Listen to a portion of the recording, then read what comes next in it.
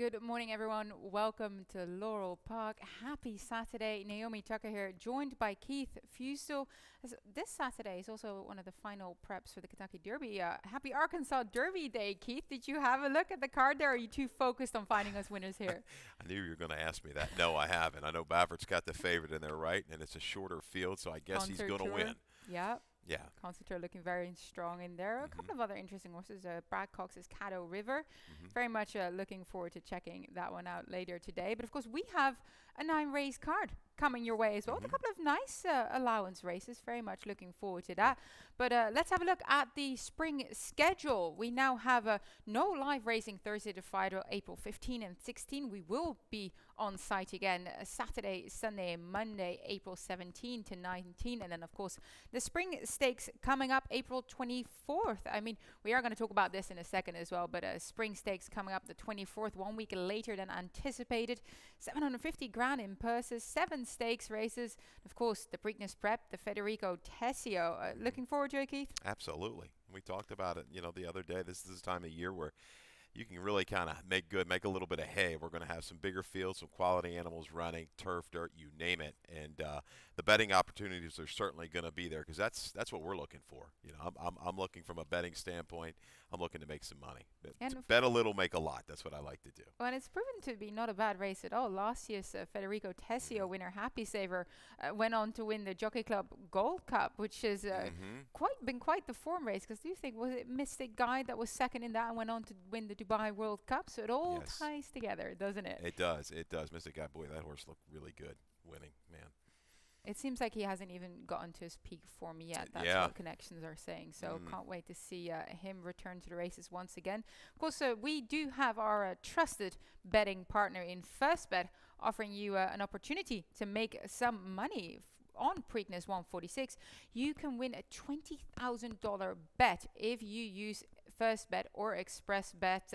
Go to first.com/bet/promotions. You can earn entries for every bet that you make. So that to me seems a very valid reason to use those two providers. But aside from that, it's just a very easy way of betting. First Bet, you can download the app on your phone. Express Bet, same thing. And you can literally sit on your couch, check out our selections, have a look at the horses, and quickly make a bet with the tap of your finger. As we'll have a look at how it's going today. I don't think we have a current camera on the track, but I did look myself, and it is still sloppy. There was some rain overnight, a bit of mist. The moisture seemed to stay in the ground. We had some thunderstorms here. I said a little bit later after our last race and some really heavy downpour. But, and even a little bit of moisture, some rain last night. I know there's maybe some still lingering in the area. But, it's somewhere right close to muddy and sloppy. I'd almost lean muddy for me. I might go that way with the charts. But definitely moisture in the track, and it looks like it's going to stay there pretty much throughout the day. Yeah, and it'll definitely be a guidance for us in terms of picking the horses as well, because we saw yesterday that a fair few of the horses that have shown a bit of affinity with moisture in the track did well. And how did you think it played? It seemed speed or being close enough was a good thing. Again, yeah, I think you wanted to be close, and you saw horses like a Shane's Jewel. Man, he looked like a stakes type of horse yesterday. The way he was coming through the wire, I was calling that chart. And, you sometimes you look at horses through the binoculars like, wow, this guy wants to go around again. He was just loving it. John the Bear at the big price, the $24 winner for Ferris Allen, who none of us had, who really kicked us out of everything yesterday. But he really, relished the slop and kicked off a good late pick 5 because the last 3 prices, I mean, they were awfully short. And you still got $9.45 for that late pick 5. Yeah, definitely plenty of value and betting opportunities to be found. And I think that's going to be the case again today as well, as we'll get going and dive into the first race here. Of course, the start of the early pick 5. I made a late pick 5 ticket that will come up later on. 12% industry low takeout, 50-cent minimum bets here. Okay. Claimers 16 to 12.5. Non-winners at 2 lifetime going the sprinting distance of 5.5 furlongs. And both you and I go with the number 6, your current favorite on the board, as we've opened the betting already on this race. The number 6 visual artist. We do have a video spotlight of his last efforts here at Laurel Park. If you do get to see the blinkers go on today as well for the Mikey Juralis trained 4-year-old. Blinkers and a little bit of drop in class. And I thought this was a pretty respectable try against those types of speed, just kind of carrying this particular afternoon for these top 2 horses. But Visual artist shifted down to the inside willingly, and the key is what we're going to show you here following through. Sometimes you got to watch a little bit of the gallop and see if their interest is still peaked. And this horse was still giving effort. I like that. This little bit of drop in class. Some speed to target in this race as well. Distant Thunder's very quick. So is So Dial It In. To start the parade, who I think is going to have maybe a jump on a Visual Artist. I think they're going to be very close in the betting. Maybe Visual Artists with this little drop has just a more sustainable run. They're trying here. This is off the third try off of a very long layoff. Yeah, I use Visualizer on top as well. And of course, Sheldon Russell, the red hot jockey aboard, doesn't hurt to have a triple the day before coming in. So I'm hoping he can continue to form. But talking about form lines, Claudio Gonzalez with number 5 start the parade. Yeah. We'll talk about it in the lightning round, and we'll repeat it again. 5 from 5 in the current spring meet. His horses have, I guess, enjoyed the bit of a forced layoff and absolutely come out swinging. Freshened and ready to roll. I mean, everything in the barn is running. I mean, even the horse the other day, Marty, came from way back after trouble beginning. Did get a little bit of setup, but yeah, start the parade. The knock on this one, and I was against him kind of last time. A win again, a clear, decisive win. You see the short comment, bid 3 deep, overcame some trouble. Wins clear, and now we're going to drop to 16. It looks like for why? You've got a West Virginia bred, that you can run for a lot more, go up there and beat, I'd say, a little bit lesser company. And they want to kind of give this horse away, it looks like to me. That's the knock on him for me. Maybe he wins again. If he does, he does. I'll take a shot with the 6. Yeah, I'm using 6 on top, but have to use him underneath, especially with the trainer being in such good Sure. form. And as you mentioned, the horse has done nothing wrong. I mean, he did bobble slightly in that last start and then made up and then just cleared away. So clearly, to me, it looks like a very strong form line going into this. As we'll move on to the second race of the day, claiming 5,000 numbers to lifetime. Also the start of the early pick 4, for which you created a ticket for today. Where do you see some let's value? take this thing down. We were close. Let's just hit it. Let's follow through here today. 3 deep, $18 ticket, 3 deep to get you started. 137, 57 Chevy. My price play in race number 2. Naomi, race 3, 2 and 6. Swirly Shirley, Dat Dare's Gold. Key scratch the 1. Calypso Ghost out of race 3. Race 4. Long Point Beach, 2-1 favorite. Going to take plenty of play here for Farrier. First off the claim. I like Promenade Princess, though. I want this moisture to stay in the racetrack. We'll talk about that one as well at a good price at 6-1 morning line. Wrap it up in the 5th with the 1, 5, and 6. They look like the 3 in there to me. So $18 ticket. Let's see if we can get it through. No, that's not much at all to invest in. Hopefully a bit of a payout here, and we'll see how the track continues to play throughout the day. You always tell me if something changes, so I'll keep everyone up to date. Race 2, 7 furlongs distance. Let's talk about your price play here. The number 1, 57 Chevy, who has struggled to make much of an impact in his last couple of races. I'm wondering if the added distance of going from 6 to 7, raced over 5.5 before, might get him back into form. He covered a mile a little bit younger when he was a little bit younger, and his 2 return tries aren't nearly as bad as what maybe the figures indicate. He just kind of got too far back in the return try, the first race back in February 27th on a sloppy field surface. He was handling it. He kind of came up behind a wall of horses, had to alter course in the stretch. Then last time, got out of his game early, a little bit of steadying and was wide. And beaten a few lengths, obviously, by Confusion Baby Boy. Quest of Glory is out of here, but Confusion Baby Boy, one of your favorites. But I think third race in the cycle, coming back, this horse can get the distance to 7/8. I think he's got enough positional speed to get within range by the quarter pole. He's gotten the distance, as I said before. I think he's going to be fine in here. And he offers value with a rider who's riding very well. Absolutely, yeah. Johanbra's out of riding lights out here. I used Confusion Baby Boy on top, as you mentioned. He was drawn at a car park last time out of a 6 furlong. Really had to use his speed to stay in play and continued very game. He had no answer to the winner there, Bandolini, who's I think coming back later on today as well. Yeah, in the last, I do believe he's my single on the late pick 5. So he had no answer for the winner, but I thought it was a big run from him and possibly just coming back into that form again. Really not disgraced at all in his last 2. Yeah, and he's scratched out of a race to go here, right? So he was against the bias a little bit early. So I think he's fine in here. I think Kiss the Girls is going to be the target up front. The bottom horse dropping back in class. Kiss the Girls, I think, will just try to go ahead and set sail and slow things down a little bit. He doesn't want to get too quick up there, but he's going to be highly competitive in here. Yeah, I think this is actually quite a competitive field. Really depends on Mm-hmm. who's going to enjoy the track and the setup the most. But I'm hoping Confusing Baby Boy can get a bit of a lead with the speed setup. As you mentioned, the Mm-hmm. race number three, Fillies and Mares 3-year-old and upwards. We start off a claiming price of 5,000 or less. 5.5 furlong the distance once again. Calypso Ghost is out. I Yes. do think we all fancy her quite highly there in the rail draw. She will not be lining up. So I went to my second choice in here, which is Swirly Shirley for Ricardo D'Angelo. Sheldon Russell remains on board, won on her last. On the comes in here on the back of three decisive and confident Mm-hmm. wins, steps up to this starter level, Mm-hmm. but I think she's up to it. Yeah, she found a real good spot right back into the barn of Ricardo D'Angelo. Even with the one out, there's a little bit of flow in here. Dat Dare's goal will target. Swirly Shirley can really be positioned almost anywhere against this group of fillies and mares. And she's red hot. She's going for what? She's won Fourth four win. straight, going for five. So yeah, I mean she likes the off track. Sheldon knows how to ride her. So she's going to be tough. She's not the prettiest of movers. Big mare, but she's got some funky action to say the least. But I think she's got this field right back again. Dat Dare's Gold gets a little assist with the scratch of the one out. She broke a little tardy last time, had to be used early, but still just a slight fade. She's going to be on the engine and can handle it off track. She's going to give them a lot here on the front end. See, I'm wondering if Suzikin might give her some run for her money there early. She's been fast enough in the past and has shown that she can go to the front sprinting as well.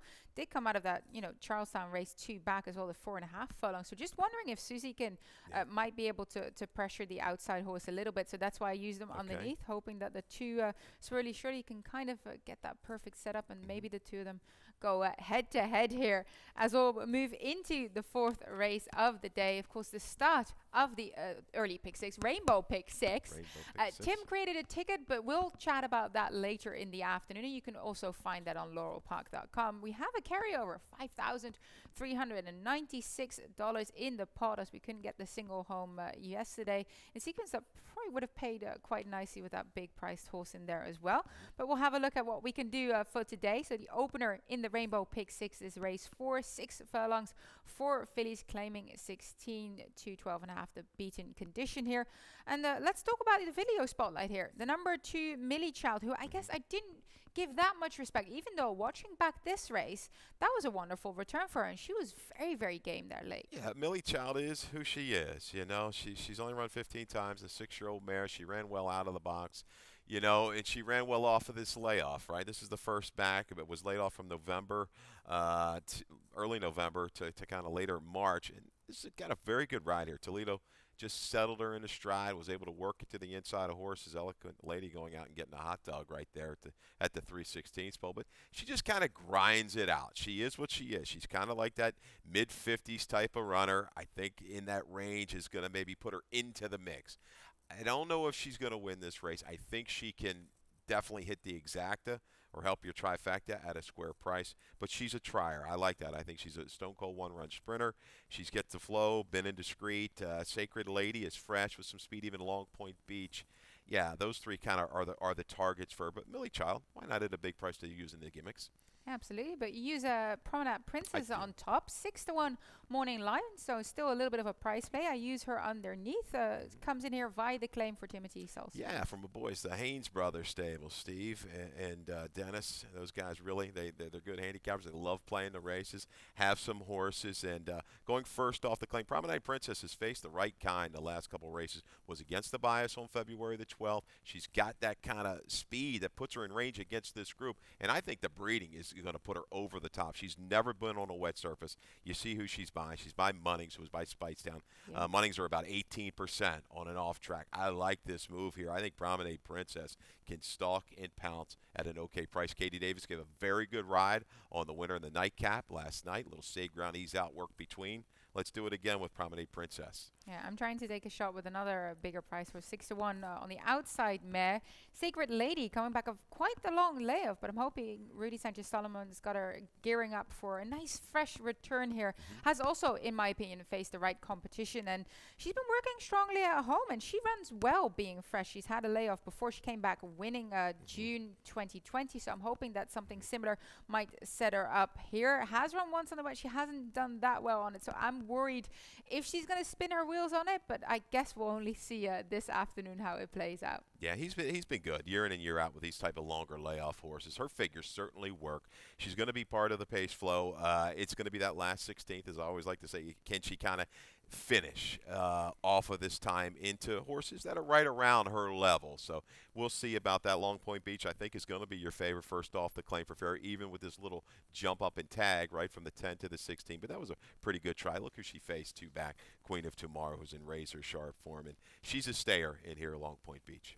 Yeah, I like Long Point Beach as well. Underneath, this is, like I said before, it seems very competitive field, very evenly matched field. So it'll be intriguing to see how the race will set up to whose benefit as we get going with the fifth race of the day, which means start of the late pick 5. And of course the commercial before that. Before I'm rushing, I'm just so excited to get to all the other races here. So we'll be right back. You got it. When it comes to getting back in the game, there's only one team to turn to. Sorry, The team more high school, collegiate, and professional athletes train and recover with. That team is MedStar Sports Medicine. For more than 30 years, MedStar has served as a leader in the diagnosis, treatment, and rehabilitation of orthopedic and sports-related injuries. Ranked among the top programs in the Maryland and Washington regions, we offer rapid access to athletes of all levels. Let the pros who treat the pros treat you. MedStar Sports Medicine. Welcome back to Laurel Park. Naomi Tucker, Keith Few, still trying to find you some winners on this Saturday card. We're on the fifth race. Indeed, the start of the late pick 5, 12% industry low takeout. And I created a ticket, $36 flat. I think that is a worthy investment for a card that bound to be throwing up a little bit of overlay value, I hope. Race number 5. Nice fillies and mare 3-year-old and upwards. 2 other than optional claimer going 6 furlongs. I used the 1, the 5, and the 6. My top selection there is the number 5 Hydra. She's going to take plenty of play, and what a tough mare she is. Comes in here red hot for Jerry Rubb. Charlie Marquez remains on board. He knows her well. He's been very, very successful in partnership with her. So I like the fact that they're staying together in a field that I think she ought to be able to dominate. Race number 6, fillies, 3-year-old, 1 other than optional claimer, 6 furlong. I feel like it's between the 2 ladies on the inside, Live and Let Live on the rail, and Pretty Laurie, the number 2. Gave the slight nod to the number 2, Pretty Laurie. Hamilton Smith. She learned a lot, I felt, from her last race. They went average pace, but she was dueling, and she didn't back down from the fight. She had to tip her cat to Paradise Song, who ran a career best, but she comfortably put away the rest of the field there. So I like her coming back into this field. Race number 7, another 1 other than for 3-year-olds. 7 furlong the distance this time. I used the 1, the 2, and the 4. And I'm going with It's Sizzling Time. I have been trying to figure this race out. It's Sizzling Time, Hemp, and Sue Loves Barbados are, I feel, are very evenly matched. Just wondering who's going to go best on this ground. It's Sizzling Time, Not This Times are quite good as well on the dirt. 18% winners for that sire. So hoping that stretching out to the 7 furlong isn't going to be a problem for this 3-year-old gelding. Race number 8, I used the 1, the 2, the 4, and the 6. And then in race number 9, we have my single here. In the number 6, Bandolini, who's drawn towards the outside for Mikey Girales. Javian Salido gets the call once again. Big win last time out after 253 days away from the track. The speed figs stand head and shoulder above the rest. He would have to just run back to that same race, and now he'll win the last here. I think it sets up for him quite nicely. I know that it's dangerous to single in the last, but it also gives you a little bit of value. So if you want to go deeper, you're more than welcome. $36 flat. As we'll get to hear from Keith what he likes in this last sequence. Race number 5, 6 furlongs here. Let's have a look at the horse that I've put on top. You try to beat here, the number 5 Hydra. Now you use Gifted Heart, but we do have a replay of her last effort here at Laurel Park. Decoupage, Strawn the Rill is in there as well, but look at her here on the front, making all and continuing. Yeah, we're going to see this. The kind of a rematch here between Hydra and Decoupage and Gifted Heart. And Hydra is quick. She's quick out of the gate. She's alert. She gets in a position. And you see how game she is, even when she gets challenged. Look at her down to the inside, because Decoupage kind of edged up and had aim there at the quarter pole and just couldn't match strides through the final eighth of a mile, final quarter of a mile. But Hydra, it's going to be her race, I think, to lose on the front end. I'm just thinking Gifted Heart. She got in a little bit of trouble early. I know she's going first time for a barn, but she likes a little moisture in the track. They're gonna get the blinkers. They're trying to keep her a little closer. she offers the best value in here. You know, I'm always good trying to pick winners. Don't get me wrong. And the most likely winner, I guess, maybe is Hydra, but it gives it hard on her best day can beat her. No doubt. We're going to take a little hedge there, a little offer, a little more value. It looks like the 1, 5, or 6 to me. Yeah, no, That's what it looks absolutely. like. I agree. And Decoupage coming back swinging once again. Hmm. I think she could be the one to upset perhaps Yeah. Hydra if Hydra starts faltering up the front and Decoupage gets that perfect stalking Yeah. trip and just slips through once again like she tried to do last time. I did look at that last race for Gifted Heart, of course, as we just saw the Hmm. replay. She indeed got a little bit checked, took her speed away, and over 5.5 furlongs, you're kind of done when that Right. happens. It's quite tough to get back into it. So we'll see. Yeah, as you mentioned, little matchup here in race rematch. It is in race number 5. Race number 6, 6 furlong the distance here. Fillies 3-year-old, one other than optional claiming event. Both you and I give the nod here to the number 2, Pretty Laurie, but let's have a look at Live and Let Live, who was quite tenacious last time out. You see, as a while ago, 57 days ago, snow was still on the ground. Oh, look at that. Yeah, I don't want to see any of that anytime soon. I want sunshine and about 75. But Live and Let Live on the 12th of February, first off the claim and a little bump up. But, man, does she run a big race, beating Paradise Song. Now, the key is she did ride the better part of the racetrack on February the 12th. We kind of have drilled this into everybody. That day was not a good inside day.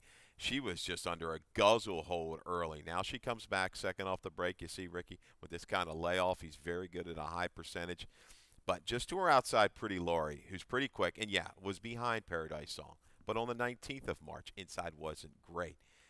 She gets the jump. She was still pretty gritty in defeat last time. I agree with you, Naomi. I think she can go ahead and with a good break, take this field coast to coast. Yeah, I feel like, as I mentioned when I was talking through my late pick 5, she learned something from dueling that day and continuing. I feel like she's capable of taking that next step forward as well. So I give her the slight nod there. But to me, it seems like the 1 and the 2 are the fillies that I look for in this race. Now, of course, Malibu Beauty, you don't have to underestimate her, comes in for Gary Capuano. Sheldon Russell takes the ride, and we do have a look at her last race at this level where she lost some momentum before the bend after getting sort of in tight. Yeah, out of that race. You see Pretty Laurie kind of rushing up that day, doing a little checking, a little steady, and Malibu Beauty gets in a little bit of a trouble.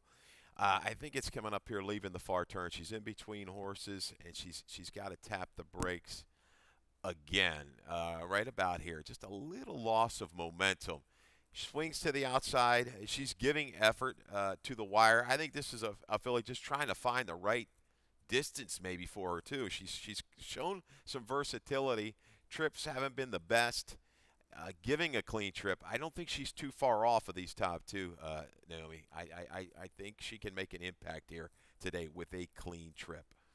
As we'll get going with another race for the 3-year-olds. This time we'll see the boys line up 7 furlongs, first level optional claimer. This is a fun race. This one I really struggled trying to separate the first 3 horses, the 1, the 2, and the 4. End up giving the nod to Is Sizzling Time on the rail, with Not this time doing quite well with his wet ground runners at 18% winners. Not in for the tag this time after he was capable of upsetting a similar level field last time out at, what was it, $11.30 he paid that day, which is pretty sharp. But you like Sue Loves Barbados as well, of which we have his last replay here too. Yeah, this is on the 20th of March, and the speed just really they don't come back. I thought Sue Love Barbados was laying in a perfect striking position this day. He just can't quite kick on to the top 2. They're all in their own little match race up in front of him. But look at him. He's giving effort. He's bearing down, giving it his all. He just cannot gain a ton here. Speed might have carried a little bit better this particular afternoon as well. A horse that won first time out. I like when horses do that. He overcame a little trouble when doing that. 4 starts back on January the 8th. It's Sizzling Time. Your top selection, though. He's going to go a ways in here. He's very fast early. To swing your sword for Ferrier, kind of try to go out and press to set things up for his other horse, Hemp. We'll see about that. But Sizzling Time is going to be tough to catch. Yeah, it'll be very intriguing to see if indeed there'll be some pace pressure on its Sizzling Time. Now, Hemp, 2 bullet works going into this, and I don't feel like he disgraced himself against this level last time out over the 5.5 furlong in the slop. Now, going back out to the 7.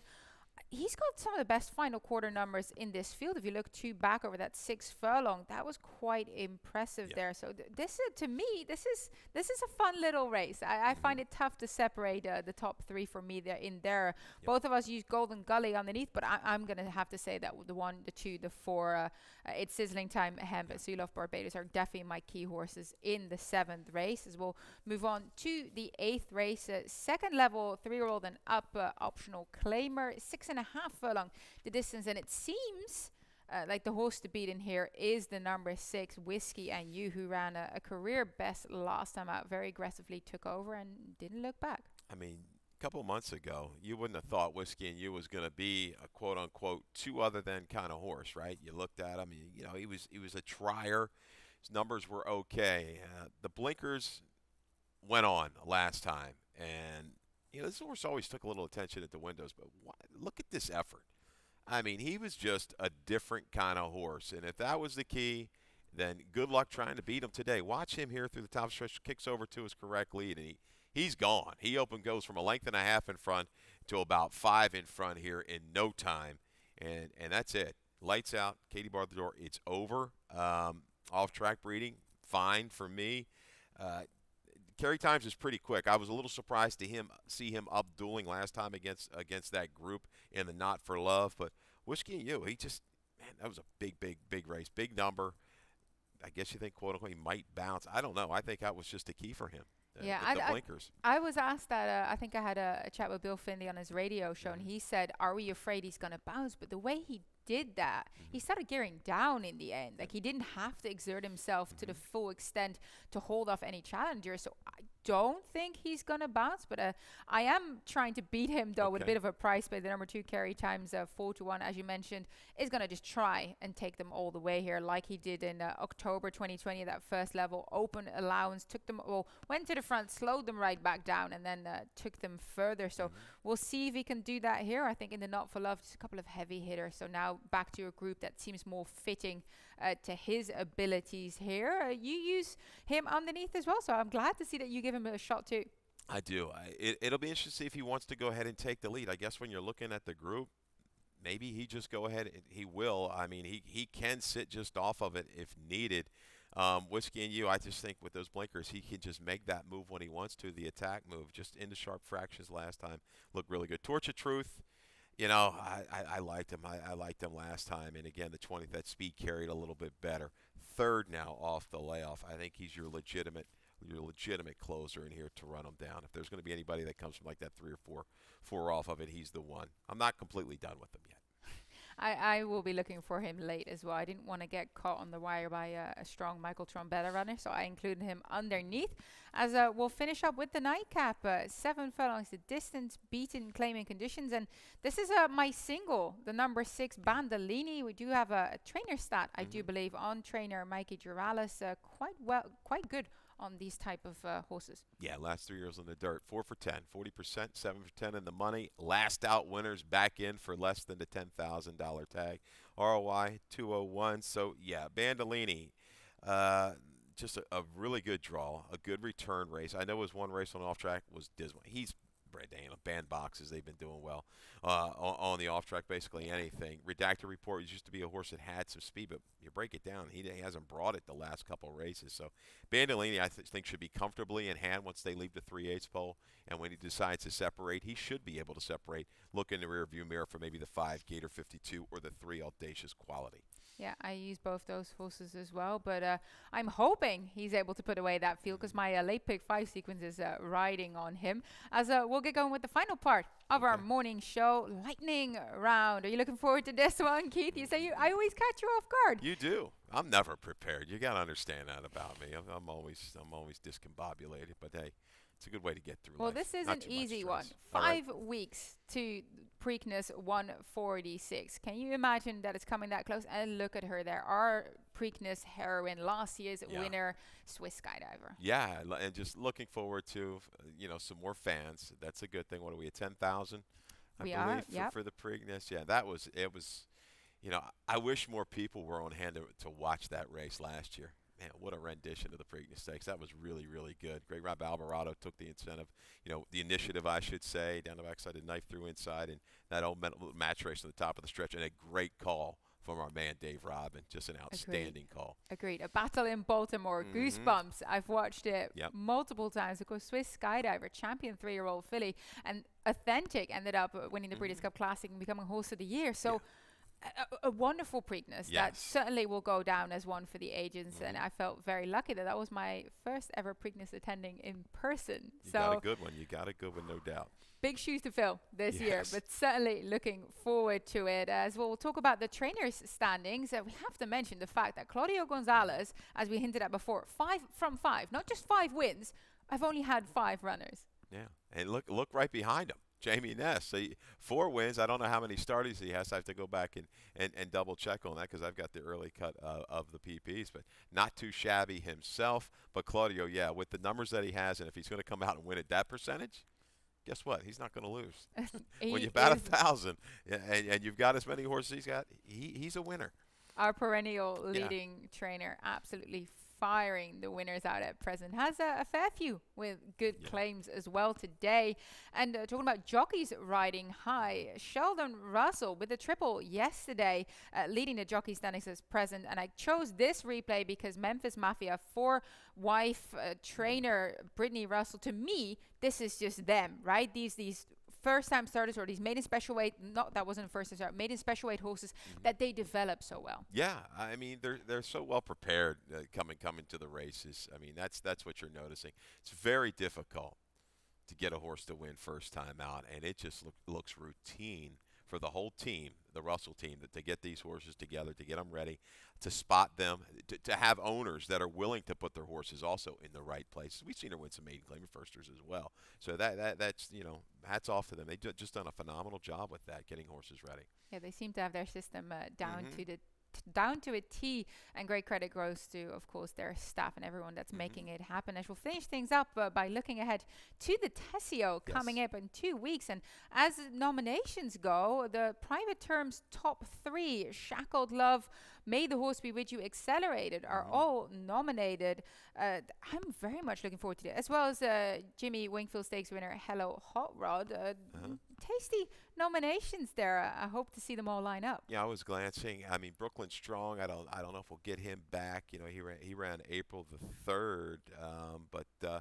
Some talented runners. Certainly looking forward to that, and renew the rivalry of those other horse. Accelerator. Just looking at the comments, he had a little excuse. Had a shoe repair pre-race. Might have affected him a little bit. So May the Horse Be With You. A talent horse. Another Brittany Russell can go to the front or lay just off of it. He's a fighter, that horse. He absolutely is, and has really found his spot here on the Maryland circuit. Of course, now the Tessio, 3 weeks before the Preakness as a prep. Does that worry you? You think that opposes some people?